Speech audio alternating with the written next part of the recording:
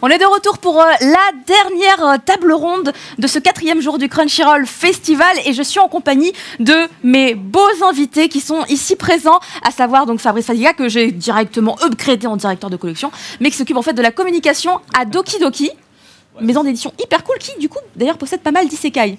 On en reparlera juste après. C'est exactement ça. Et nous avons également Marie-Lou Leclerc, ici un petit peu à côté, qui est la traductrice officielle de l'animé The Rising of the Shield Hero, qui est disponible donc sur Crunchyroll. N'hésitez pas, l'intégralité de la saison est disponible dessus. Bah, c'est ça. T'as tout dit. Marie-Lou, merci beaucoup d'être là. Merci pour l'invitation. Avec un grand plaisir. Et nous avons Hermine Moderne, mais quel plaisir de recevoir. Je suis là pour remplir le quota des infréquentables. Des infréquentables, carrément. Je suis à côté de deux vrais professionnels ici et il y a moi, je fais des vidéos sur YouTube. Bonjour. Non mais très heureux d'être ici, merci de m'avoir invité, ça fait plaisir. J'espère quand même, parce que moi je suis très contente que tu sois là. Donc Et dans quelques instants, on va sûrement retrouver notre autre invité, Prof Isekai, qui du coup n'est pas présent avec nous, parce que déjà c'est un peu compliqué au niveau de la place, mais surtout parce qu'il habite pas à côté. Mais on va le retrouver très très rapidement sur une petite fenêtre qui apparaîtra à l'écran. Il habite dans un trou. Comment, pardon? Il habite dans un trou. Il habite dans un trou, mais il paraît que c'est peut-être un isekai. On n'est pas sûr, on n'a pas vérifié. Qui est allé vérifier? Je sais pas. Moi, personnellement, je l'ai pas fait.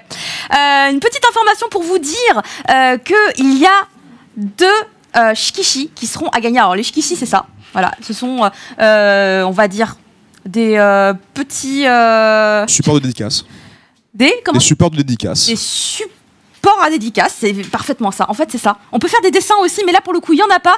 Ce sont les dédicaces de 3 seiyuu de l'animé Rising of the Shield Hero. D'ailleurs, ils vont nous adresser un petit message pendant la table ronde également. Et donc, ces deux shikishi sont à gagner sur les réseaux sociaux de Crunchyroll. Donc, n'hésitez pas à aller checker. On vous le dit tout le temps. Il faut aller follower pour ne rien rater. C'est la fête en ce moment. Donc, il y a des cadeaux tout le temps. Et je crois que ce n'est pas la seule chose que j'ai également à vous proposer, puisqu'il y a un jeu concours là, maintenant, tout de suite, histoire de bien débuter. Comme ça laisse du temps aussi à Prof Isekai de nous rejoindre depuis son Isekai. Sait-on jamais.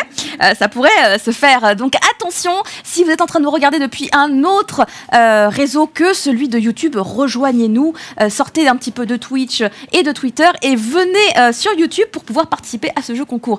Pour pouvoir jouer, il va falloir répondre à une question que je vais vous poser tout de suite, en un seul mot, comme d'habitude la réponse. Et la question est, c'est facile pour vous, vous allez voir, vous l'avez la réponse. Comment s'appelle celle qui se bat à l'épée aux côtés de Naofumi? Il faut m'inscrire le nom de ce personnage dans le chat. Je répète la question une deuxième fois. Comment s'appelle celle qui se bat à l'épée aux côtés de Naofumi dans The Rising of the Shield Hero? Bien évidemment, si je ne l'avais pas précisé, c'était évidemment concernant cette licence. Il y aura à gagner les petits cadeaux qui vont s'afficher à l'écran, ils sont trop bien. Il y a un poster Naofumi's Party, un autre poster où il y a Naofumi et Raftalia, un acryl, alors c'est un petit stand en acrylique de Naofumi, un autre de Raftalia et un autre de Philo. Et on remercie évidemment Abystyle pour les dotations. Ah oui, ils appellent ça des silhouettes. C'est vrai que c'est pas mal comme terme finalement. J'aime bien ces petits trucs, on peut les mettre à côté des écrans d'ordinateur ou des trucs comme ça. Oui, c'est ça, ou juste devant ces mangas. Mais aussi, dans la bibliothèque, devant justement en presse livre, les tomes de The Rising of the Shield Hero. Je donne des astuces déco. Caro déco, c'est moi. On me dit dans mon oreillette d'ailleurs que notre prof Isekai nous a rejoint. Est-ce que tu es là, prof? Ça va bien? Hello. Prof. Ça va. J'ai esquivé un camion pour venir, mais ça va. Il est toujours dans notre monde, ça fait plaisir. T'as réussi à survivre, t'es trop fort. Merci beaucoup d'être avec nous, prof, qui donc est un spécialiste de l'isekai, puisque sinon son pseudo serait un mensonge, mais il n'est pas comme ça. Donc il va pouvoir nous parler de ce domaine, de ce sujet. Je vous rappelle d'ailleurs, avant d'entamer réellement cette table ronde, que à la fin de cette table ronde, qu'on va se permettre de repousser de quelques petites minutes supplémentaires, parce qu'on est les derniers, alors on fait un peu ce qu'on veut, mais en vrai j'ai eu les autorisations avant. Faut pas croire qu'on fait comme ça juste pour le plaisir. Il y aura un marathon Rising of the Shield Hero, où vous pourrez vous mater l'intégralité. Si vous n'avez rien à faire de votre nuit, parce que des gens dorment paraît-il, mais si vous c'est pas votre cas, pour vous les allez faibles. pouvoir c'est surfait de dormir. Pour les faibles. surcoté. C'est surcoté. Dormir finalement, à quoi ça sert? Moi, je n'ai malheureusement pas le choix, sinon je peux pas faire la dernière journée demain. Moi, ça fait 3 jours que je dors pas et ça se passe très bien. Et... Très bien. Bah, du coup, je vois que tu peux peut-être m'entraîner. Tu peux peut-être m'entraîner à tenir des nuits et des nuits. Et... Bien sûr. Alors, beaucoup de Monster. Et franchement, ils devraient nous sponsoriser. Alors, ça serait carrément sympa de leur part. Donc, il y aura ce gros marathon qui va débuter tout à l'heure. Et on va pouvoir commencer à parler de cette table ronde. À commencer par, donc, pour vous qui aimez cette série, pour vous, c'est quoi la force de The Rising of the Shield Hero? Que le héros est absolument problématique. Ah En fait, c'est très intéressant parce que c'est vrai que dans la grande tradition du isekai, on a quelqu'un qui, généralement, quand il est transporté dans un autre monde, il est là pour avoir une deuxième chance dans sa vie. Il est là justement pour un petit peu être une meilleure personne que ce qu'elle était avant. Mais en l'occurrence, dès qu'il arrive, il devient une pire personne que ce qu'il était avant. On ne sait pas vraiment ce qu'il était avant, en fait, mais on devine que ce nouveau monde ne lui fait pas du bien. Et du coup, il tombe vraiment dans des travers assez sordides. On l'a trahi, il devient extrêmement aigri, il se met à imposer des sceaux d'esclavage aux gens pour être sûr et certain. Comment tu y vas? C'est ça, voilà. Mais il impose pas vraiment tout à fait. C'est juste que ce sont les règles des lieux. Vous savez, C'est surtout qu'il se laisse tenter, en fait. oui, les femmes, ça fait peur. Je vais m'acheter un esclave dans un marché underground. C'est ma solution. Mais j'avais pas pensé à cette interprétation, mais soit, très bien. Mais après, en soi, c'est intéressant de voir justement le parcours d'une personne qui commence vraiment assez bas dans l'échelle de la morale, dans l'échelle de la confiance, et essayer de se reconstruire humainement au fur et à mesure de ses interactions. Donc c'est un parcours qui est intéressant et j'espère que Naofumi deviendra une personne plus confiante envers autrui d'ici la fin de la série. Et pour toi, Marilou? Bah, moi, c'est plus qu'en fait, c'est beaucoup plus sombre que ce qu'on a l'habitude de voir dans certains isekai où en général, on montre un monde qui est beau, flamboyant, tout se passe bien pour le héros. Et là, on nous le dépeint plus comme le anti-héros qui va devoir un peu se racheter et montrer aux gens qu'en fait, bah, il gère et qu'il peut y arriver. En plus, bah, il n'a pas de pouvoir au début. Enfin, il sert pas à grand chose. Il le sait. Il va devoir vraiment batailler pour ça. Alors que d'habitude, dans les isekai, ils sont quand même tous over-cheatés. Tout de suite, ils ont plein de pouvoirs. Ils sont hyper doués. Ils sont niveau max. Ouais, c'est plutôt l'inverse. Alors que là, en fait, voilà, il doit vraiment faire tout le chemin inverse dans un monde qui est relativement sombre. Et ça, c'est quelque chose qu'on n'a pas l'habitude de voir et ça change. C'est rafraîchissant. Voilà. Et pour toi, Fabrice? Déjà, il n'y a pas de camion d'isekai, donc c'est plutôt, ça, franchement, c'est plutôt pas mal. Donc premier truc que Marie m'a dit tout à l'heure, elle m'a dit il y a eu un camion, je fais même pas. Et non, originalité de Rising. C'est un livre. Ouais. Et ouais. Un livre mangeur d'hommes, apparemment. Le livre de l'isekai. Il y a ça. Il y a aussi tout ce que l'ermite a dit au niveau de sa personnalité, qui pour moi n'est pas si problématique que ça. En fait, c'est peut-être un kit de survie parmi les bâtards qui peuvent peupler notre monde. Donc, effectivement, c'est pas un héros, c'est un anti-héros, mais ça fonctionne super bien. Et la reconstruction, on va dire psychologique et sociale du personnage est vraiment hyper intéressante, que ce soit au niveau des quêtes qu'il accomplit en mission ou justement lorsqu'il ferme la gueule des gens qui l'avaient traîné dans la boue. Je suis un gars du seum et de la revanche, donc ouais, ça me plaît bien tout ça. Voilà. Écoutez, je partage... Vous avez compris, mesdames? Voilà, c'est... Je dois bien me tenir, c'est ça? Je dois me sentir menacée, là? Ouh, attention. Moi, j'ai une barrière, tout va bien. Plus loin. Je suis protégée. Non, je partage globalement votre avis. C'est vrai que moi, du coup, Naofumi, et vous avez tous finalement parlé de Naofumi pour parler de la force de cette série, et je suis d'accord sur le fait que finalement, comme c'est le héros, il est vraiment l'élément principal, le véhicule, le moteur de l'histoire. Moi aussi, je trouve que c'est du coup un des aspects de cette histoire qui va être le plus important et sur lequel on va ressentir un maximum de choses. Et il se trouve que justement, donc, le héros Naofumi, qui est interprété du coup par l'incroyable seiyuu Kaito Ishikawa, que j'aime beaucoup parce qu'en fait c'est un doubleur qu'on retrouve dans d'autres séries, comme par exemple dans My Hero Academia, c'est lui qui fait Tenya Ida. On le voit aussi dans une série qui vient de se terminer apparemment sur Crunchyroll, je suis un peu en retard, Backflip, un petit animé très mignon et sympa sur la gymnastique masculine. Il joue le rôle de Ryoya Misato, donc celui qui est un petit peu en mode ouais, moi je suis trop un boss. Non, je parle pas beaucoup. Ok. Et il fait également Hugo dans So I'm a Spider, So What. Donc vraiment, c'est limite un Seiyu Crunchyroll. Il y a un truc. Il est beaucoup les rôles très sérieux aussi, les gens très carrés, stricts. Effectivement. C'est un peu ça. Hein. Effectivement. Et bah vous savez quoi, ce Seiyu, donc que j'aime énormément, Kaito Ishikawa, il a un petit message pour nous et on va l'écouter tout de suite. Enfin, normalement. Et juste lui, hein. On n'enchaîne pas les trois.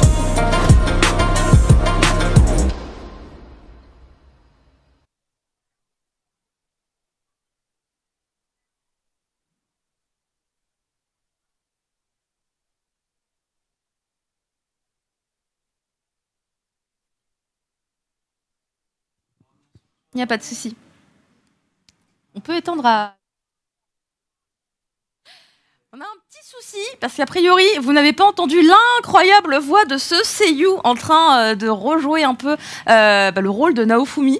Et ça, c'est malheureux. Du coup, on s'est dit non, on va couper rapidement. Et comme ça, on va essayer de corriger le problème. Vous allez pouvoir profiter de sa voix, parce que son message, il est vraiment très très sympa. Et justement, il revient énormément dans les propos qu'il a et bien sur le personnage de Naofumi et ce qu'il ressent quand il interprète. Et on me dit que c'est bon, on peut y aller, on peut relancer le message. C'est parti.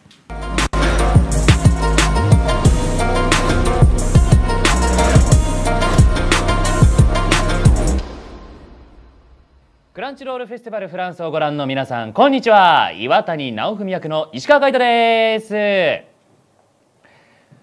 はい、私が演じている岩谷直文というキャラクターについて少しご説明させていただきたいと思います。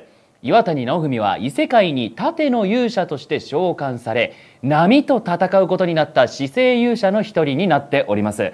ひどい裏切りを受けたことから心に傷を負って強くなって波から仲間を守るため奮闘する主人公ですということなんですけれども、裏切りというのがですね、本当に人を信じた途端に裏切られるという非常にひどい裏切りを受けまして、そのことから誰も信じられなくなったんですけれども、後々に出会うラフタリアという女の子やフィーロという女の子、その2人と冒険をしていく中で徐々に心を開きながらも彼女たちを守るために世界も守ってやるよというふうな決意をする主人公になっておりますよ。はい、シーズン1で印象に残っているシーンがあるんですけれども、シーズン1はですね、いろんなことがあって盾の勇者の成り上がりというタイトルにもある通り成り上がっていく話なんですけれども、一番印象に残っているのはやはり最初に裏切った人間への復讐を果たすシーンは印象に残っています。果たしてそれが本当に幸せなのかどうかということについては置いておいて、ただただ役としては自分の復讐は果たした、じゃあこの先どう生きるのっていうなんかテーマを突きつけられたような気がしてすごい印象に残っています。シーズン1、僕もちろんアフレコに参加していたんですけれども、思い出としてはですね、その僕が結構気性が荒いというか、こう納得いかないことに関しては結構こう強く言っちゃう、なんて言えばいいんだろう、どうすれば外国語で表現しやすいだろう、アグレッシブに動いちゃう人間なんですけれども、そこをヒロインの2人がまあまあ石川くんっていう感じで諌めてくれたりとか、落ち着きなよっていう感じですごい支えてくれたりとかしていたので、それは印象に残っていますね。で、直文に対する思い入れなんですけれども、やっぱり人生生きていれば裏切りっていうのはどこかで絶対にあると思うんですよ。そこに対して直文はすごい自分なりに向き合っていて、で自分なりの解決を図っているので、すごい僕にとってこう尊敬する人、リスペクトの対象だなっていうふうに思っています。裏切られてもこうもちろんへこむこともあるけれども、きちんと自分の成長につなげてそれを他者にきちんと施していけるっていうキャラクターなのかなっていうふうに思っています。さあシーズン2がいよいよ動き出すんですけれども、いやー、新ビジュアルそして PV 皆さんご覧いただけましたでしょうか。イエーイ、ウォッチウォッチ、見たよ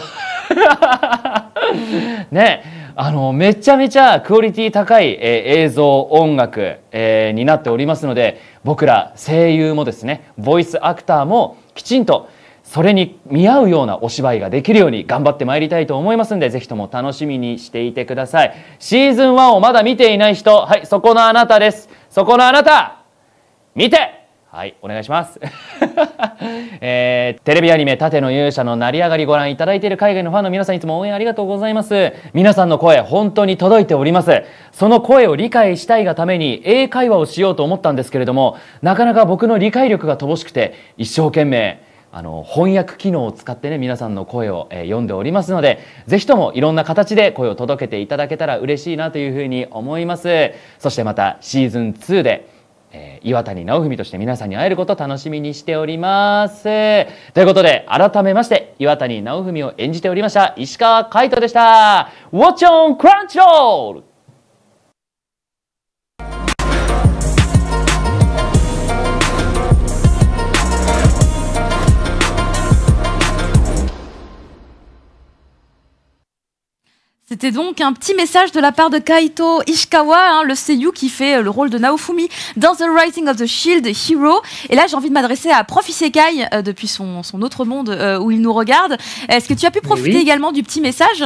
Mais bien sûr, mais évidemment, et je trouve qu'il a dit des trucs très intéressants au sujet de la vengeance, et j'ai réfléchi et je me suis dit, mais en fait, est-ce que Rising Shield Hero, ce serait pas le premier isekai qui parle de vengeance? Parce qu'il y a une mode autour de ce sujet-là dans le courant isekai, donc on appelle globalement le revenge isekai, et peut-être qu'effectivement, ce serait peut-être le premier du genre, voire le pionnier de ce modèle-là, finalement, avec un héros qui est trahi dès le départ et qui finalement finit par avoir sa revanche par la suite. Là où d'habitude il se venge de manière beaucoup plus sale quand même, hein. Mais là, il arrive, il en parle d'ailleurs dans son message. Il y a cette histoire, il y a cette idée de revanche. D'ailleurs, au début, il est quand même très agressif. Enfin, il veut vraiment, il veut du sang, quoi. Et puis finalement, il se radoucit et puis il change d'avis. Mais c'est quand même assez noir ce qu'il aurait voulu au final Naofumi comme vengeance contre Mine. En même temps, c'est hyper sale ce qu'il vit, hein, tu vois. C'est hyper sale ce qu'elle lui a fait, clairement, oui. Moi, quand j'ai vu certains passages, tu sais, j'avais mon sang qui bouillait, tu vois, j'étais là genre, mais je vais casser la télé. La stigmatisation sociale, c'est grave. On va pas dans un autre monde pour avoir les mêmes ennuis que dans la vraie vie, en fait, hein. Ça va, hein. C'est ce qui me plaît assez d'ailleurs dans Rising Shield Hero, c'est-à-dire qu'on a un personnage qui, même si c'est un titre qui vient de Shosetsu Kaninaro, hein, donc le Wattpad japonais, là, qui ensuite a été décliné en roman, effectivement on n'a pas le héros surpuissant dès le départ. Il va trimer, il va suer, il va rôter du sang, quoi, et il va en chier pire que les autres. C'est ce qui est aussi la force du titre. Mais il est aussi très malin et très intelligent parce que justement quand il se rend compte que il va pas y arriver forcément tout seul, et il va partir chercher un esclave, comme nous disait tout à l'heure Ermite Moderne, parce qu'évidemment Naofumi n'a pas en plus qu'une seule personne pour l'accompagner. Il a évidemment donc Raftalia, cette première esclave qui va le rejoindre. D'ailleurs c'est un peu étrange parce qu'on n'est pas habitué, hein, c'est une enfant tout de suite et puis genre une semaine après c'est une adulte accomplie. Mais c'est un tanuki, c'est magique. Elle a tué plein de monde. Elle a pris du level. Elle a tué des monstres, donc ça va. Maintenant ça va. Ça fait mûrir un coup, voilà, l'adolescence. Les expériences. C'est littéralement, c'est les expériences de la vie. C'est des nouvelles règles du jeu finalement. Car nous, on est habitué à notre monde. Là, les règles du jeu, c'est quand t'es un semi-humain et que tu gagnes du level, du coup, en fait, physiquement, tu en prends aussi. Devenir enfant soldat, ça vous gagne? Ouais, mais du coup, est-ce vraiment une bonne idée de prendre des niveaux? Parce que à force de tuer des monstres, après, ils vont vite être vieux, là. Mais ça se trouve, dans 3 épisodes, elle a 80 ans, claquée au sol, ne peut plus bouger. Est-ce que Raftalia, du coup, elle a le droit de boire de l'alcool ou c'est un peu tôt encore? Je crois qu'elle est encore au menu enfant. Mais là, tu restes sur nos conventions sociales en tant qu'humain de notre réalité. Et là, les règles sont sûrement très différentes, mais j'avoue que je sais pas. C'est vrai que c'est un raton laveur, ça ne marche pas pareil. Mais oui, elle a une petite queue. En plus, on a une peluche Raftalia dans l'autre studio. Je l'ai pas reconnue direct. Quelqu'un qui m'a dit, mais t'es en train de prendre Raftalia dans tes bras. Je fais, ah bon, c'est pas juste. Oh, mais c'est Raftalia. J'ai fait des câlins et des câlins. Mais après, je l'ai laissée parce que je n'allais pas la voler. Je suis quelqu'un de bien et de respectable. Ce n'est pas la seule personne, je disais, qui accompagne Naofumi. On a également cette espèce de petit. Ah, c'est Raftalia. Vas-y, ah oui. Yeah. Oui. Regardez, est-ce qu'elle est pas trop mignonne? C'est vrai. Alors je l'ai pas reconnue direct. Au début j'ai fait oh personnage kawaii et après on m'a dit non mais regarde il y a une petite queue. Je l'ai tout de suite vue en entrant. Elle est trop belle. Allonge-la sur l'arème. Vas-y, passez-le. On fait des crossovers. Yes. Et là, on a explosé le monde des animés. Voilà, il s'est passé un Kadokawa, truc. si vous nous regardez, faites un crossover entre entre Toussaint Rem et Peluche Nathalie. Il se passe des choses incroyables sur ce plateau. On va arriver donc à Philo. Hein. J'essaye d'arriver à Philo, qui donc est le deuxième personnage finalement féminin. On ne sait pas tout de suite que c'est un personnage féminin, qui va rejoindre l'équipe de notre cher Naofumi. Et donc les deux seiyuu de ces deux personnages, qui sont les acolytes de notre héros, vont nous adresser également un petit mot. Il s'agit de Asami Seto pour le rôle de Raftalia, qu'on connaît également pour faire Nobara dans Jujutsu Kaisen. Ah. Et c'est là que Je l'avais pas reconnu. Mais elle peut tout faire, hein. Mais c'est incroyable. Gros changement de registre. Et on a donc Lina Hidaka qui joue le rôle de Philo. On les écoute toutes les deux. C'est parti.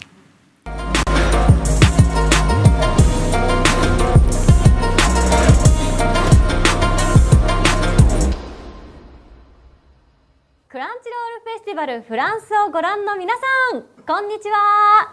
ラフタリア役の瀬戸あさみです。私が演じているラフタリアというキャラクターは、盾の能力しか使えないナオフミに対し、剣を使って攻撃でサポートするナオフミのパートナーとなっています。異世界を波から救うため、ナオフミと共に旅をしています。シーズン1で私が印象に残っているシーンは、たくさんあるんですけども、なんといっても最終回のナオフミを言ってほしくない、でもナオフミ様には元いた世界があるっていう複雑な思いを抱えてナオフミと最後ね話をするシーンがとても印象に残っています。それに自分がね吹き込んだお芝居もそうですけど、何より映像がとても美しかったので、もうずっと刻まれてますね。はい、そこからねついにシーズン2がこれから始まっていくっていう風になるんですけどもね。はい、そしてテレビアニメ盾の勇者の成り上がりをご覧いただいている海外ファンの皆さん、いつも応援ありがとうございます。海外ファンの皆さんの応援とても嬉しく思います。またラフタリア役として皆さんにお会いできることが本当に楽しみです。ぜひ引き続きどんなストーリーになるのか楽しみに待っていてください。以上、ラフタリア役の瀬戸あさみでした。ウォッチオンクランチロール。クランチロールフェスティバルフランスをご覧の皆さん、こんにちは。フィーロ役の平香里奈です。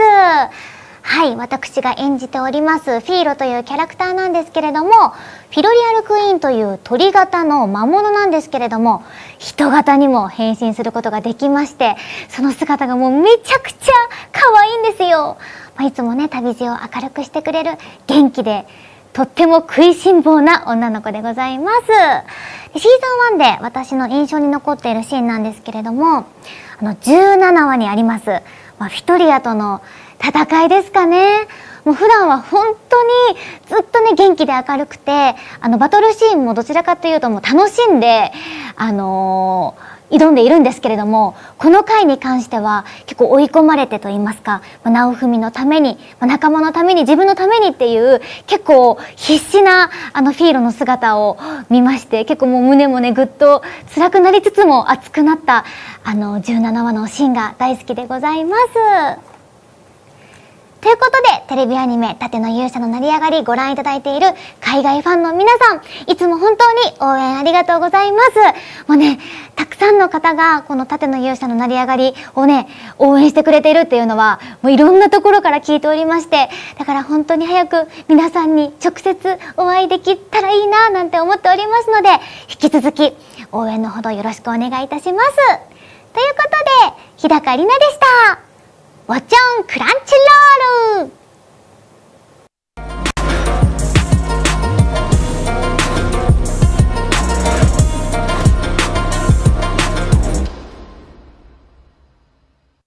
Eh bien, c'était des sympathiques petits messages de la part de ces deux seiyuu qui incarnent donc les accompagnatrices qui combattent aux côtés de Naofumi dans The Rising of the Shield Hero.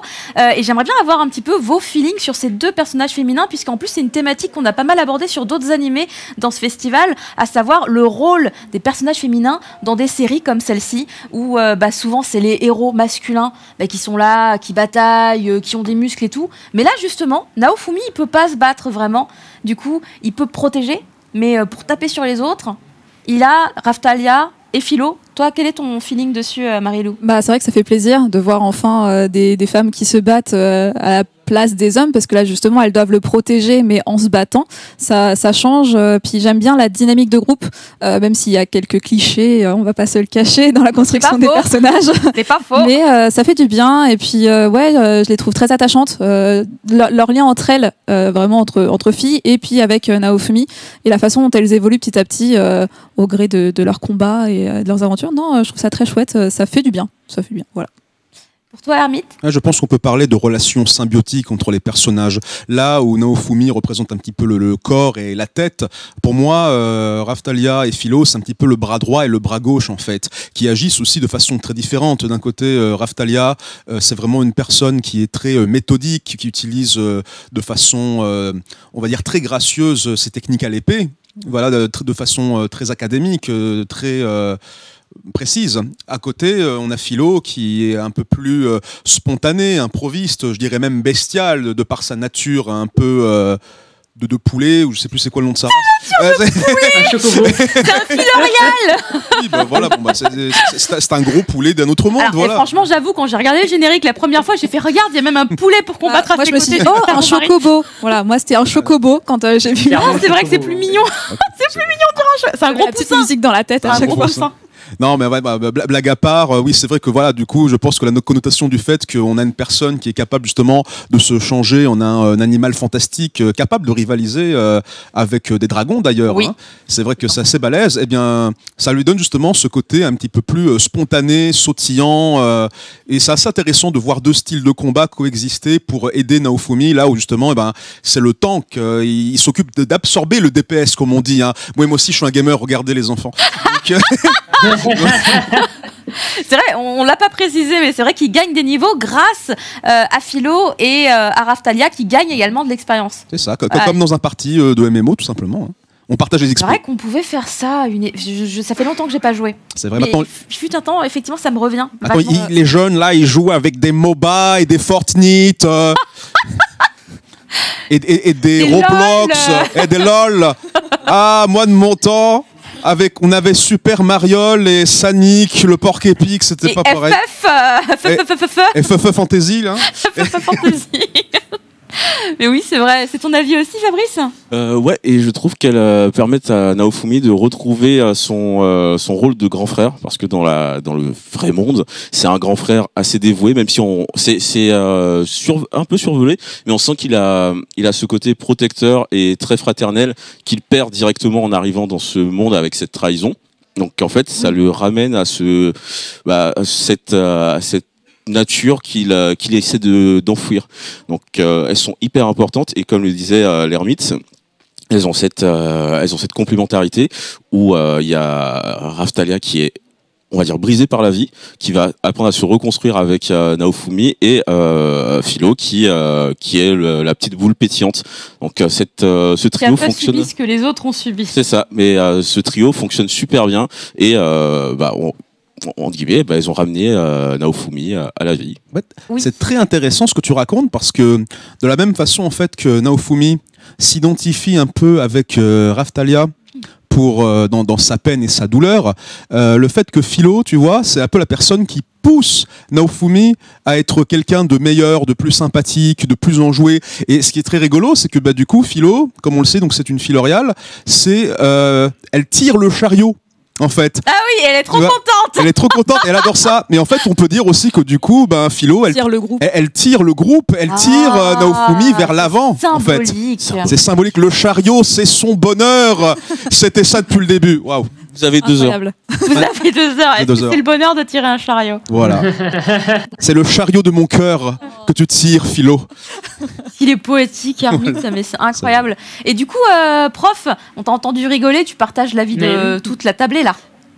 Alors, je suis à peu près d'accord, sinon que je trouvais qu'il avait plus un rapport filial, en fait, avec Raphtalia et Philo, en fait. Filial, très bien. Littéralement, Raphtalia, il l'élève quasiment du berceau jusqu'à son... il y a vraiment toute une construction. Alors, c'est vrai qu'il y a peut-être un rapport frère-sœur, mais il le dit, je crois qu'il la considère comme une sœur, côté père-fille, mais c'est à peu près pareil. C'est sa dot élue. Il y avait les waifus, maintenant c'est les Dotemu, on appelle ça. Exactement. On n'en a pas trop parlé, mais effectivement, il y a tout un rapport aux jeux vidéo dans Rising Shield Hero. Finalement, on parle de niveau depuis le début, mais finalement, on l'a pas vraiment abordé dans la construction de l'histoire. Mais cette histoire de niveau, de bouclier, c'est tout un rapport au MMORPG japonais. Et d'ailleurs, c'est assez étrange de voir que Naofumi débarque par un livre, mais que les autres héros arrivent d'une autre manière, et notamment par le jeu vidéo, en fait. Parce que eux, ils sont transportés, mais pas de la même façon que Naofumi.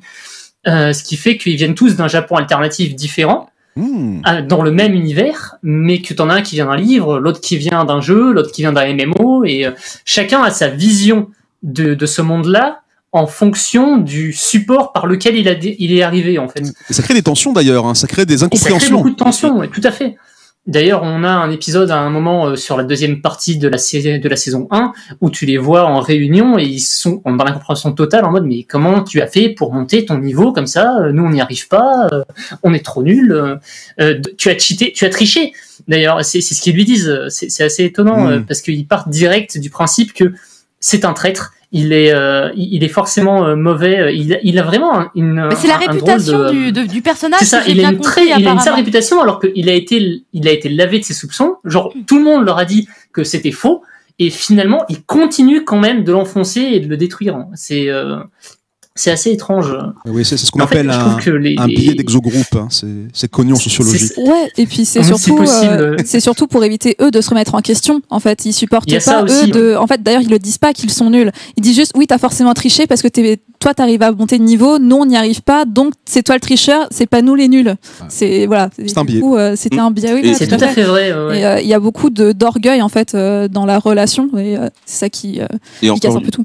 Et encore une fois, il y a un rapport avec le jeu vidéo parce qu'on commence sur une notion de job et tous les autres ont des jobs cool. Donc une épée, lui il travaille pas, un arc, et lui il est censé être nul de base. Donc le fait qu'il bouscule l'ordre établi, on va parler même de construction sociétale,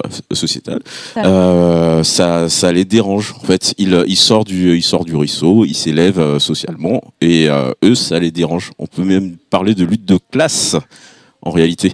Avec ce prolétaire / porteur de bouclier qui dépasse ceux qui étaient censés briller. Ouais. Prolétaire qui va s'élever d'ailleurs vers la bourgeoisie parce que le monsieur est devenu un marchand ambulant. Yeah. Et il se met bien d'ailleurs. Hein. Puis un seigneur. Après, faut pas raconter ce qui se passe dans la saison 1. Est-ce que c'est ça l'ascenseur social, j'ai envie de dire finalement? Il faut d'abord s'acheter l'esclave. Il faut le chariot. D'abord, le chariot, toujours le chariot. C'est la preuve qu'il n'y a pas de consommation éthique dans le capitalisme. Il a des esclaves, il paye pas de CDI. C'est honte, révolution. La vision politique. De droite, les enfants, c'est cool.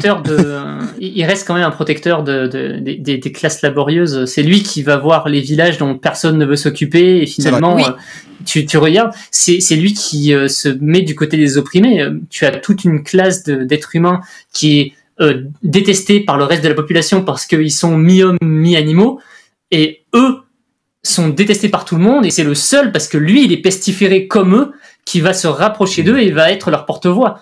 Entre parias, ils se comprennent en quelque sorte, ils se réunissent pour s'entraider finalement. Tout à fait. La fête de l'humain, c'est incroyable. Wow. On parle de la série surtout à travers l'animé, mais c'est vrai qu'il y a eu différents supports du coup pour cette œuvre. Tu nous en parlais tout à l'heure d'ailleurs, Prof Isekai. D'abord ça a été sur le Wattpad japonais, à peu près l'équivalent. C'est un web novel. C'est un web novel. C'est devenu un light novel ensuite, officiellement vendu dans le commerce. Voilà. De là, il y a eu le manga. Après, ou d'abord l'animé. Non, le manga d'abord. D'abord le manga.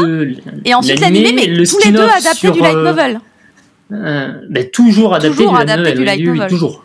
Oui, parce que le web novel, c'est toujours la structure principale de base, et puis ensuite, t'as Kadokawa qui vient toquer à la porte, ton machin, il nous intéresse, on va le retravailler un peu, mais on va le publier. Et en général, c'est là où on a tous les premiers jets, mais il y a beaucoup de différences, généralement un peu minimes, mais parfois de gros changements quand même d'une version à l'autre. Justement, le manga, on m'a dit qu'il était vachement plus sombre. Le manga, donc édité chez Doki Doki, avec actuellement combien de tomes sortis? Il est assez noir. 17 et le 18e arrive en novembre. Donc très bientôt, en 2021, le 18e tome de The Rising of Hero. Et on m'a dit du coup que, pour le coup, le manga, il est finalement beaucoup plus sombre que ce qu'on peut voir dans l'animé. Est-ce que c'est une constatation que vous avez fait également? Tout à fait, parce que moi, en le traduisant, en fait, je suivais le manga en même temps pour bien m'approprier le texte et les noms d'attaque et un peu le style d'écriture du traducteur du manga.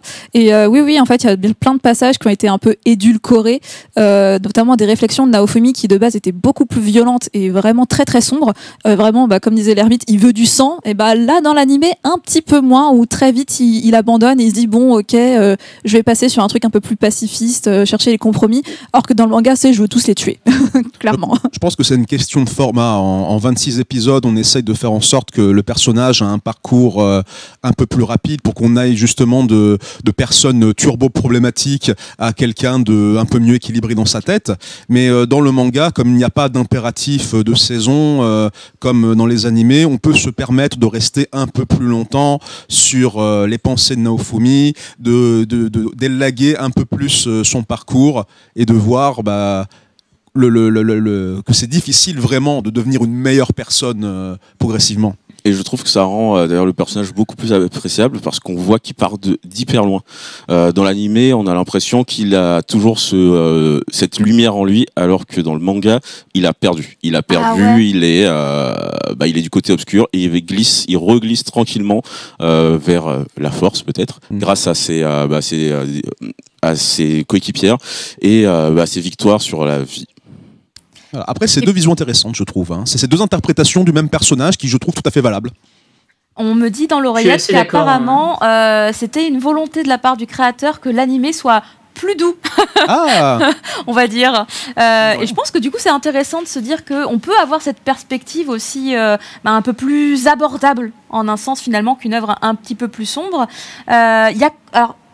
18 tomes qui vont arriver très bientôt. Là, on est à 17 actuellement sur le manga. La saison 1, actuellement disponible sur Crunchyroll, couvre combien de tomes de la série ? Je crois que c'est une dizaine de tomes. Je suis plus sûre, mais il me semble que c'est une dizaine de tomes. Bon, voilà. Vous avez encore 8 tomes de scénario original à suivre en manga. Attention, prenez pas trop d'avance, spoilez pas les animés only, s'il vous plaît. Et le pass culture, ça doit servir à quelque chose, donc voilà. Allez-y. Voilà.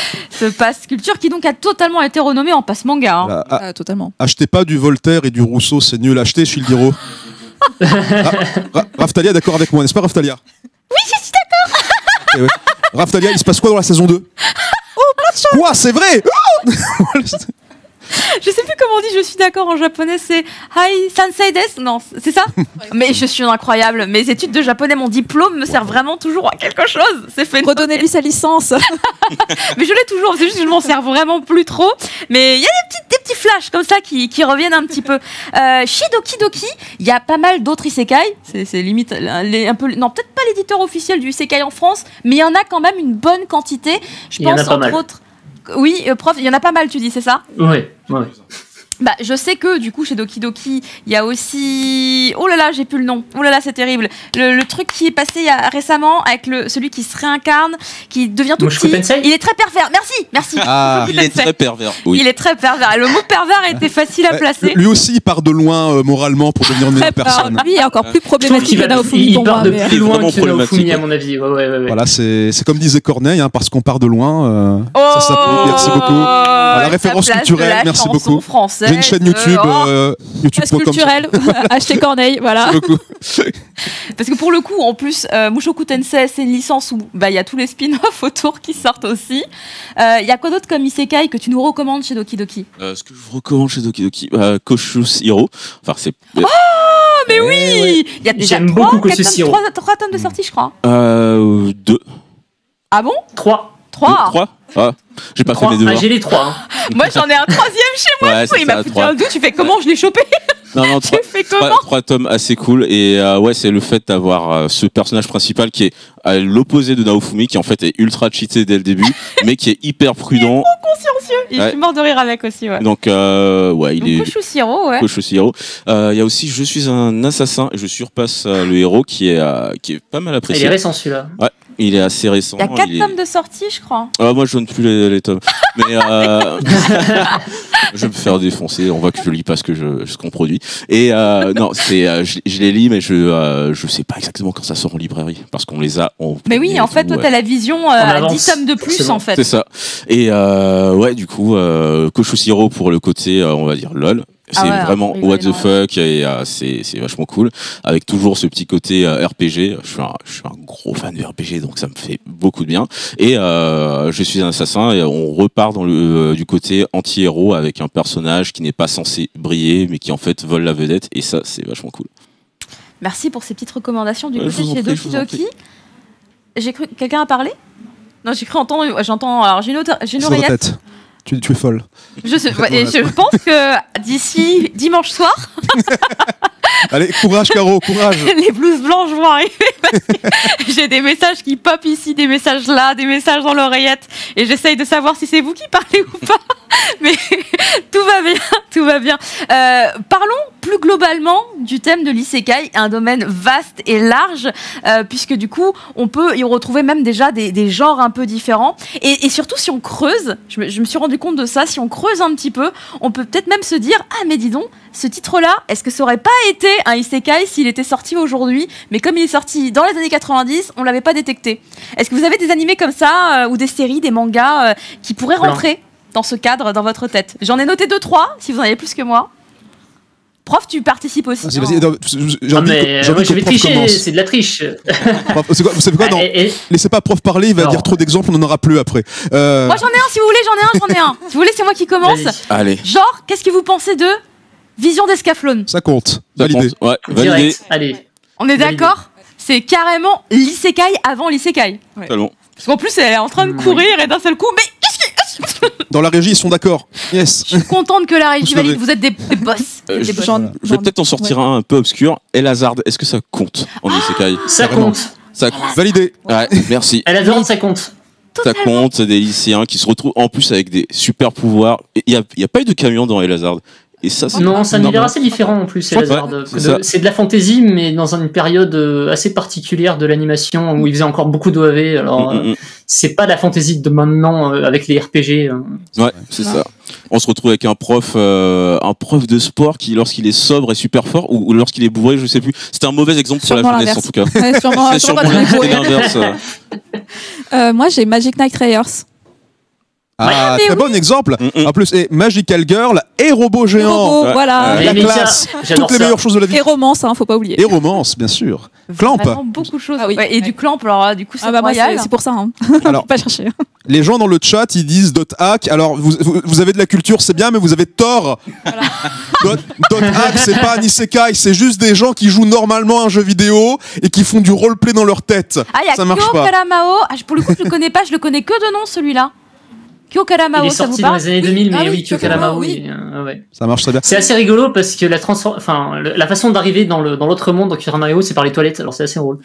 Ah ouais, dans les toilettes, c'est Hana Cocoon, mais isekai. C'est des Vesekai. Tiré par la bonde. Ah oui. Merci. Ça c'est charmant, dis donc. Ça sent bon après quand t'arrives et tout. C'est parfait. Alors j'en ai un autre, mais du coup celui-là, je sais pas trop sur quel pied lancer avec lui. Fushigi Yugi. L'autre jeu. Ah oui. Pour moi, c'en est. Oui. Tout à fait, hein. Ça fonctionne. Pareil, ça fait comme avec Naofumi, en fait, c'est dans un livre. Donc, oui, pour le coup, c'est un livre également, ouais. C'est vrai, et mine de rien, en fait, on se rend compte que l'isekai, avant que le terme isekai soit utilisé un peu partout, c'était un genre qui était très destiné à un public féminin, finalement. Beaucoup de héroïnes féminines, beaucoup de romances, beaucoup de high fantasy comme le public féminin aime bien, les jolies elfes, les créatures ailées, ce genre de choses, les mascottes, les magical girls. Finalement, c'était... Merci les femmes d'avoir popularisé le genre, j'ai envie de dire. Hein.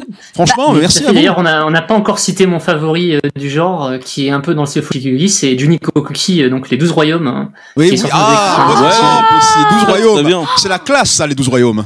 Et d'ailleurs, on a eu le roman en France, il est introuvable. C'est vrai, c'est très bien inspiré, d'ailleurs, il me semble, par les légendes, les romans chinois, je crois. Chinoises, oui. Tout à fait, ouais. Design incroyable. Avec beaucoup avec tout un univers autour de la mythologie chinoise et avec beaucoup de géopolitique aussi. Inuyasha. En fait, c'est pas Inuyasha. Comment isekai ou pas? Inuyasha, c'est du voyage dans le temps. C'est du voyage dans le temps, mais c'est aussi vite fait. Elle passe. C'est dans le temps, mais c'est quand même un autre monde en fait. Ouais, c'est dans le temps, mais c'est en même temps très fantasy. En fait, je pense que du coup, ça dépend de votre définition de isekai. Ouais. On peut avoir une définition stricte du isekai en se disant qu'il faut que ça soit spécifiquement un voyage dans un autre monde, mais si on est un peu plus on va dire radical dans sa définition. On peut dire par exemple que toute forme de dépaysement peut être un isekai en soi, ce qui peut être par exemple un espèce de voyage temporel mis dans un monde très fantaisiste ou genre de choses. Après, si vous êtes vraiment turbo radical, vraiment un dissident absolu, faut qu'il y ait un camion. Voilà. Ça ne va plus. Voilà, s'il n'y a pas de camion, c'est pas un isekai. Ou alors vous pouvez mettre justement vraiment un dissident et dire les voyages dans le temps juste d'il y a 2 semaines ça compte, donc dans ce cas-là je sais pas moi le truc où comment s'appelle déjà l'animé où il y a un mec qui met une banane dans un micro-ondes. J'appelle la police. Steins Gate. Voilà, Steins Gate, voilà, oui. C'est comme ça que je l'écris. Comment décrire Steins Gate de façon nulle? C'est un mec qui met une banane dans un micro-ondes. Je l'ai eu. Voilà, elle est forte, hein. Elle a eu la réponse directe. Ah ouais. Je suis une grande fan de Steins Gate. Voilà, dans ce cas-là, vous pouvez dire que Steins Gate c'est un isekai aussi, parce que voyager dans le temps c'est un peu un autre monde, mais là les gens ne sont pas d'accord dans la régie, donc voilà. Ça m'étonne pas. Mais voilà, mais par exemple, il y a un isekai que j'aime beaucoup qui s'appelle l'autre monde, Now and Then, Here and J'ai attendu que tu en parles. Voilà, et je ne peux pas trop spoiler parce que c'est un très bel animé, c'est un animé original, ce n'est pas une adaptation d'un manga ou quoi que ce soit, et c'est contrairement à tous les autres qu'on a cités, c'est un protagoniste masculin, mais vous avez quand même une place importante chez les femmes. Mais par contre, c'est des sujets qui sont très durs. On parle d'enfants soldats, on parle de régime fasciste, on parle d'un monde qui est pas beau du tout. Il n'y a pas de licorne, il n'y a pas de magie, il n'y a pas de chocobo, c'est du désert, il n'y a pas d'eau, les gens meurent. Il y a même des scènes qui sont. Ça m'embête ton histoire là. Non. Est-ce que c'est vraiment. C'est notre monde. Non, mais en fait. Oui, c'est notre monde. Mais en fait, c'est ça. Oui, c'est notre monde, mais dans 50 ans, tu vas voir. C'est plaisant. Non. Mais après, pour de vrai, oui, voilà. En fait, c'est un autre monde, mais ce n'est pas une perspective d'évasion. C'est plutôt une perspective de un monde possible qui pourrait nous arriver. Et il faut lutter pour que ça n'arrive pas chez nous, tu vois. C'est un héros qui va dans un monde horrible, mais qui revient plus mûr et enrichi et prêt à affronter son monde à lui, tu vois. Mais du coup, je veux pas vous spoiler, mais ça rentre pas tout à fait dans la définition la plus stricte de isekai, mais ça a tendance à être considéré comme un progéniteur important du genre. Donc moi, j'ai envie de dire validé. Alors le truc c'est que effectivement les isekai, si on reste sur le format manga entre guillemets, on a cette espèce de triangle impérial avec le light novel, le manga et l'animé. Peut-être même on peut aller sur le jeu vidéo un petit peu pour le fun, mais c'est vrai qu'il y a un nouveau format de lecture qui devient de plus en plus populaire sur lequel on peut retrouver quantité d'isekai, à savoir le webtoon. Et si j'en parle, c'est évidemment parce que du coup j'ai vu des gens sur le chat en parler, je me suis dit bon, s'ils en parlent, allez let's go, parce que du coup j'en consomme énormément et aussi en webtoon. Ils ont parlé entre autres de The Beginning After the End, et c'est vrai que pour le coup c'est un isekai que j'aime bien, c'est totalement Mushoku Tensei, mais alors avec un héros magnifique, vraiment beau, propre sur soi et tout, noble dans son âme, pas du tout pervers, mais sinon on est sur quand même un début très très similaire. Est-ce que vous lisez un peu de isekai en webtoon ou pas du tout? Moi, beaucoup. Mais pas justement The Beginning là, dont tu viens d'en parler, mais pas mal sur des plateformes qu'on peut trouver. Je sais pas si je peux dire les noms. Des plateformes légales. Oui, plateforme légale. Plateforme légale. Non, j'en consomme beaucoup, mais moi, c'est vraiment plus côté un peu shoujo-esque du webtoon. Les fameux isekai de toutes les filles qui se retrouvent avec les vilaines livres. Justement, c'est dans le livre qu'elles étaient en train de lire, comme par hasard. Voilà. Du coup, il n'y a pas de truc-coon. Nous avons des lectures totalement similaires. Oui, ce que je vois, je te vois tous ces trucs, je fais mais je suis en train de le lire, ça aussi. Oh, mais moi aussi. Du coup, je reprends ce propos d'Hermite tout à l'heure qui disait mais dis donc, en fait, avant les isekai, finalement, c'était très porté avec des héroïnes et tout. Eh bien, écoute, nous sommes revenus en plein dedans. En Corée, c'est la mode. Voilà, en Corée. Tout est lié. Le temps est un cercle plat. Tout revient au début. Mais oui, c'est ça. On a refait une boucle. Sauf que là, il y a une vraie thématique, effectivement, autour de toutes ces personnes qui lisent. Alors, on ne sait pas ce qui se passe avec ces bouquins, mais il faut arrêter d'aller dans des bibliothèques. Moi, j'ai envie qu'elle me donne les noms des bouquins pour voir. Mais tu dis quoi, prof? Faut arrêter de lire des livres en fait, faut regarder des dessins animés, il y a moins de chances de se faire emporter. Lisez des mangas. On n'a encore jamais vu ça, j'avoue, quelqu'un qui mate un animé, qui rentre dans l'animé. J'ai déjà vu des gens qui rentrent dans un jeu vidéo pour le coup, mais c'est vrai que finalement les animés c'est safe. Regardez tout le temps Crunchy, les animés c'est safe. Votre vie sera sauf. Alors, les créateurs, ouais, mais avec les animés. Les écrans, il y a des femmes avec des cheveux longs et qui veulent vous tuer, qui en sortent, donc. Généralement c'est plutôt les écrans de télé qui se isekai chez nous. Ouais, ça devient hyper dangereux. Ouais. Moi j'aime pas ça, ça fait peur. Du coup, Hermite et Fabrice, vous lisez un peu de Isekai en webtoon? Alors, je lis pas mal de webtoons, mais en Isekai, je ne suis pas sûr. Là, je n'ai pas d'exemple qui me viennent en tête tout de suite. J'en ai un, mais encore une fois, ce n'est pas un Isekai au stricto sensu. Ça s'appelle The Gamer. Ah, Voilà. on me l'a beaucoup recommandé. C'est vrai, on m'a pas mal recommandé. Et en fait, la distinction dans The Gamer, c'est que, en fait, c'est plus une société parallèle que vraiment un isekai. Ce n'est pas tellement qu'on se téléporte dans un autre monde. Ouais, non, c'est pas un isekai. Mais voilà, mais Direct. Voilà, direct, ouais. Ah. mais c'est plus dans le sens de Harry Potter Mais où tu très bien. as un J'aime monde secret qui existe en parallèle d'une autre. Et la particularité aussi de The Gamer, c'est que le héros en fait fait des pseudo isekai régulièrement. C'est un mec, il marche dans la rue, tac tac tac, il arrive et là, comme Final Fantasy Random Encounter, tu vois, rencontre aléatoire, il y a un donjon qui d'une réalité alternative qui pop et il doit le finir et battre les mobs qu'il y a dedans pour en sortir, tu vois. Donc c'est des micro isekai qui rencontrent dans la rue en fait. C'est particulier, hein. C'est vrai, c'est particulier. J'avais un peu pensé à Solo Leveling avec les idées de portail qui envoient vers un autre monde aussi.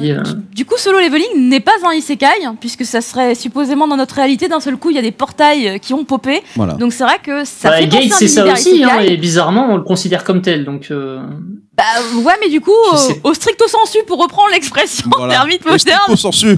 ça ne marche pour pas. l'instant, C'est du isekai académique dans... ouais. Ça ne veut plus rien dire. agréé par l'Académie des isekai. On dit la isekai et pas le isekai, excusez-moi. Yamete Kudasai. Ça ne va plus. Sinon, dans le Figaro, on va vous taper dessus. Bon. Fabrice, du coup, toi, de ton côté. Je lis des webtoons, mais pas en isekai, à part The Gamer, mais non. The Gamer. The Gamer. Donc, à part ça, non, pas d'isekai en webtoon. Bah, du coup, Désolé. c'est notre recommandation de moi et du chat, The Beginning After the End, qui est Moi, j'ai vraiment une plutôt reco, sympa, mais du coup, ça va bonjour. vraiment te rappeler Mushoku. Ouais, prof? Bah, Tower of God. Ah, mais toi, mais oui. Bah, mais en fait, ouais. En fait, oui. Tu sais, je réalise. On a tous des petits cerveaux, pardon, prof. C'est toi le prof. Désolé. J'avoue, il est là, il fait des mic drops. C'est- depuis c'est- tout à l'heure. Tu t'es fait prof isekai. Prof, Ah, c'est mais quoi oui, tes... Tower of God, c'est un des. Ouais. C'est un des premiers que j'ai lu. Effectivement, c'est un isekai, c'est-à-dire qu'il rejoint un autre monde qui est une tour gigantesque en partant d'un autre monde A de priori. point de départ. Alors, on ne sait pas si c'est le nôtre, mais effectivement, il part d'un autre pour aller à un autre. Oui, c'est un isekai. Après, bon, on n'a pas eu les révélations si on a suivi que Voilà, on n'a pas- l'animé, il me semble. Mais on n'a pas encore de révélation non plus en suivant la saison. Hein. C'est très très long. Mais par contre, la saison 3 démarre sur les chapeaux de roue. Donc, Oh là là, ça vend du rêve. oui. C'est la tour isekai La saison 2 infernale. est exceptionnelle. Ça va être compliqué d'arriver à ce niveau, hein, franchement. Et du coup, tu lis d'autres isekai Non, ouais. j'ai pas le temps. Non, parce qu'en plus, Il y du a coup, toi, déjà tu tellement consommes beaucoup d'isekai de en light novel. Toi, tu en lis Ben, beaucoup. Alors, je lis quelques-uns. Bah, forcément, moi, mon isekai de cœur, c'est l'araignée, hein, forcément. Hein, Ah, c'est ça, Anita, il me spider Anita. son pote, mais parlons-en, Ah, c'est sur Spider, Crunchyroll, voilà. évidemment. Et Slime aussi, bien sûr. Slime, Enfin, hein. les deux. Sur Crunchyroll, évidemment aussi. Excellent. Crunchyroll, évidemment. Vous Exactement. avez bien compris, c'est bien. Ah, c'est des bons Ah, élèves, c'est des Et bons puis, élèves. évidemment. et puis aussi, On les garde, on les ACDM, garde. ça fait beaucoup. Et personne parle de Tania. Mais oui, j'allais le dire. Personne Ah, parle de Tania, Tania. Il a pas eu Tania, Ben ouais. Kuro Zero aussi, on en a Tania pas the parlé. Evil, tout à fait. Très très bien, Tania the Evil d'ailleurs. D'ailleurs, une nouvelle saison Beaucoup a été plus annoncée intéressant, A été annoncé, récemment. il y a un OAV aussi qui est sorti récemment. Ouais. Moi, j'aime bien parce qu'il y a de beaux uniformes dedans. Ouais. Ah, Vas-y. donc ça veut dire quel C'est uniforme, vrai, je c'est note. vrai. Je pense que tu as des goûts bizarres en matière de, Moralité. de régime politique et de. Oui, mais Genre, ils ont un t'aimes bon bien sens les- de la mode. T'aimes bien les mecs qui se vengent, t'aimes bien les uniformes de gens autoritaires. Bah, il Tu a crois qu'on peut être annoncé- amis ou. Il a annoncé, il Ou c'est aime le du- sel. Hein. Oui, voilà. Après, si on est dans les recommandations d'Isekai sur Crunchyroll, j'en ai d'autres évidemment. Il y a aussi, alors j'ai juste noté un mot, ce qui est dommage, parce que du coup j'ai pas le reste. Bookworm. Ah, bah Ah oui, oui, j'adore oui, c'est Bookworm. Bookworm. The Ouais. Ascendance of a Bookworm. Ouais, merci. Mon poster est ici, vous pouvez l'appuyer. Ouais, Il y a le poster. Ça, c'est super bon. C'est mon Bien préféré, sûr. je pense. ouais, c'est un de mes Ouais, préférés pareil. aussi avec Slime. On m'a dit c'est vraiment genre hyper agréable à Ouais, regarder. ouais, et c'est tout, vrai. C'est vraiment mais tout doux, c'est c'est génial. ça. Et il y a un très bon world building aussi. Ouais. Bah, oui. Et le manga est terminé, le roman l'est toujours pas. Alors en plus le manga a un statut assez particulier, c'est-à-dire qu'ils ont, chez nous on a la partie. Au Japon en fait ils ont lancé les trois en même temps avec des auteurs différents. Alors du coup, la partie 2, elle est encore en cours d'écriture, et la partie 3 est en cours d'écriture en même temps. C'est assez étrange. Donc on sait pas quand ça va arriver chez Ototo. Du coup, l'animé est plus avancé que ce qu'on a pour l'instant chez nous légalement en manga. C'est un cas très particulier, ça n'y arrive pas souvent. Ouais, c'est assez rare. Mais c'est déjà arrivé. Après, il y a d'autres cas assez étranges dans le genre avec des auteurs qui commencent une série et finalement le dessin leur plaisait pas et du coup ils annulent la série et relancent la série en manga. Encore. Ah oui, je crois que c'est déjà arrivé. Ouais, c'est pas le comment ça s'appelle. C'est un mec, il a mangé un loup et maintenant il a un flingue. C'est pas grave, je sais mal décrire ce genre de choses. Oubliez ce que je viens de dire. Est-ce que pour vous, c'est un isekai aussi le titre How Not to Summon a Demon Lord? Oui, tout à fait, ouais. Oui, parce qu'ils se fait invoquer, ils sont invoqués, donc oui, dans un autre monde. Mais c'est un peu particulier, là, on est sur un héros qui n'est pas forcément. Je préfère un Nefula à choisir. C'est pas le héros classique, puisqu'il est invoqué comme un roi démon, donc tout de suite, c'est pas le même côté, quoi. Ouais, voilà, un peu comme Overlord. Oui, d'ailleurs, on n'en a pas parlé, mais Overlord. Donc, il y a des quantités d'animés. Il y en a beaucoup et il y en a particulièrement sur Crunchyroll. Voilà. C'est devenu un genre finalement très présent. Il y en a aussi que je vous recommande. 7 par an. Extraordinaire, Smartphone. Je sais plus, j'ai plus le nom complet. Isekai to Smartphone, not money. Incroyable animé, je vous le conseille vraiment. Mon premier Isekai traduit, voilà. Excellent souvenir. Oui, tu peux redire le nom? C'est Smartphone. Attends, ouais, c'est quoi? Tu peux redire le nom plus lentement, prof? Ouf. Alors attends, Isekai wa Smartphone Gatomoni ou un truc. Totomoni, je crois. Mais c'est en gros, c'est. Enfin, je crois que sur Crunchyroll, vous mettez Smartphone. Si vous mettez Smartphone, vous le trouvez forcément. Voilà. Sur Crunchyroll, vous tapez Smartphone. Moi, je suis intriguée là. Il y a même une VF, je crois. Je sais plus. Mais sérieux? Je suis pas sûr. Je suis plus sûre, mais il me semble que. Ils aiment bien les noms très longs comme ça. C'est assez particulier, mais il y a un bon humour pour le coup dans Smartphone. Si vous aimez les smartphones et si vous aimez Dieu, regardez la série. Voilà. Mais attendez, en parlant de titre à rallonge, j'ai complètement oublié de parler de My Next Life à ce Villainess, évidemment. Je l'adore. Vivement la saison 2. Vivement la saison 2. Ouais, Bacalina, Otome Game, tout ça. C'est encore un isekai avec une héroïne. Encore, on revient aux racines là. Oui. C'est la mode de ça rejoint le thème très populaire de ces fameux isekai ou webtoons avec des héroïnes. Sauf que d'habitude c'est un livre et là c'est un jeu et je suis totalement pour. Voilà, vive les Otome Game. Voilà. C'est un jeu. Les femmes elles ont droit à avoir aussi des harems. Voilà.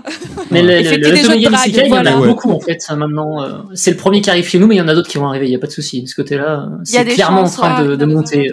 Et on a une grosse période de revanche. Puis là, on arrive sur la période avec les vraiment.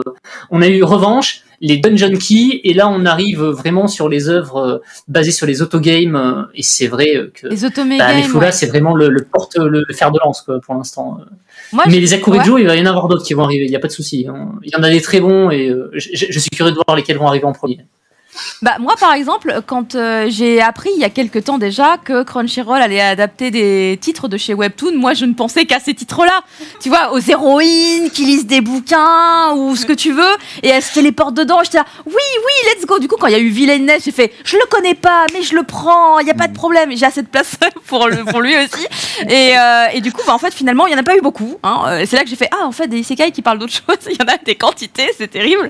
Mais du coup, il y en a pour tout le monde finalement. Ouais, y a plein de chacun peut retrouver ses préférences en termes de scénario ou de type de héros ou de waifu, etc. Parce que ne shameons pas, moi j'adore les husbandos, mais j'aime aussi les waifus. J'aime tout le monde, moi il n'y a pas de problème. Voilà, je suis très open là-dessus. C'est un live très inclusif. On aime tout le monde. On aime les slimes, les araignées, les humains.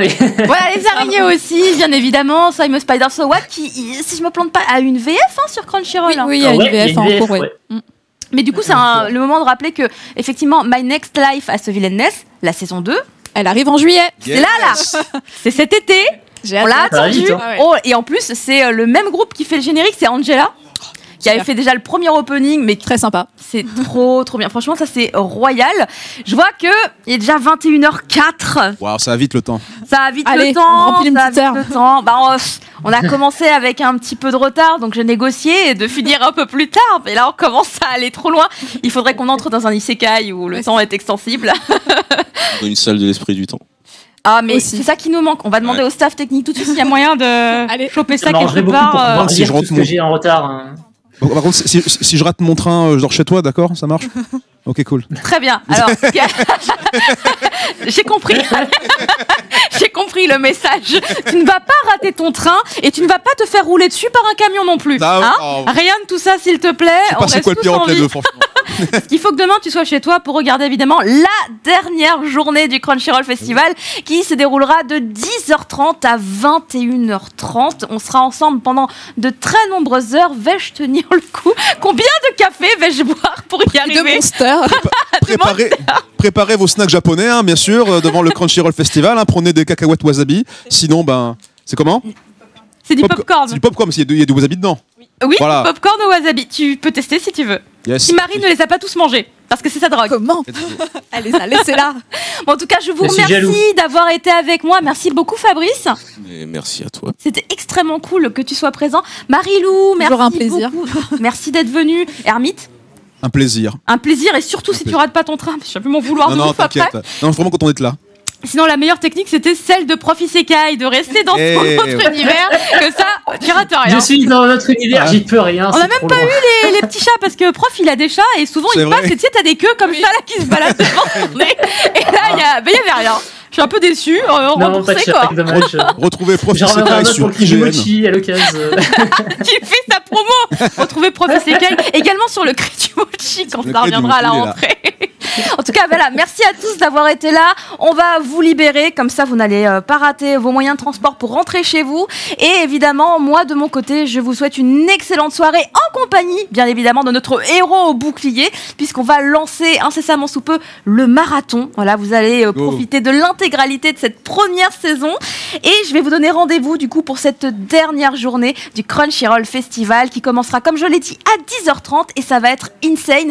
On aura des thématiques autour du shoujo, on va parler de MHA, on va parler de Jujutsu, on va parler de plein d'autres choses et on aura d'incroyables guests. Alors rendez-vous demain sur le channel YouTube de Crunchyroll à partir de 10h30. Excellente soirée en compagnie de Tateno Yusha. Bye bye. Bonne soirée. Au revoir. Bye.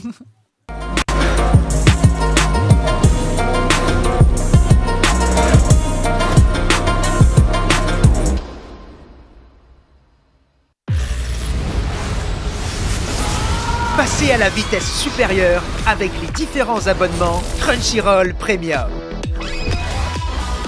Devenez membre fan et profitez des animés sans pub juste après le Japon. Passez membre méga fan avec le mode hors ligne et jusqu'à 4 écrans simultanés. Économisez encore plus en vous abonnant pour un an. Crunchyroll Premium. Démarrez votre essai gratuit de 14 jours sur crunchyroll.com/welcome.